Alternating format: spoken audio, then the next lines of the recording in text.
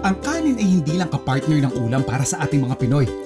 Ibinibida rin natin ito sa iba't ibang mga kakanin at pasalubong na nagpapakilala at kumakatawan sa mayamang tradisyon ng bawat bayan sa Pilipinas. Ang Bohol, sikat sa kanilang kalamay. Ang mga Tagalog ay sinulbot, habang ang Antipolo ay nadayo para sa kanilang suman.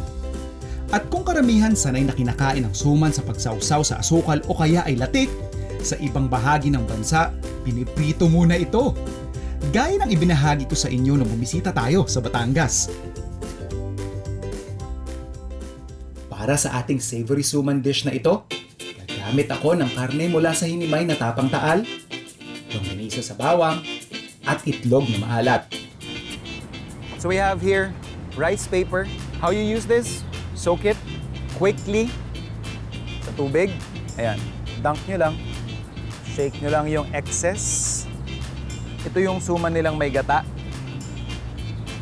Lalagyan lang natin ng ating tapang taal. And syempre, itlog na maalat.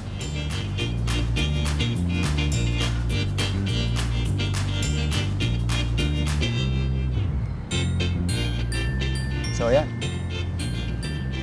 1-0. And kung kanina, tapang taal, syempre, hindi natin pwede makalimutan, longganisang taal.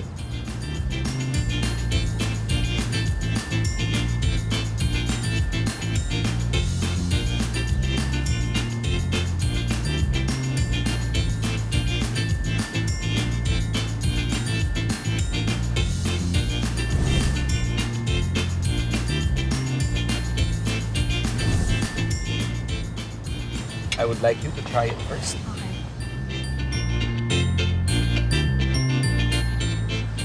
Cheers. Actually, first time ko lang din matitikman ko.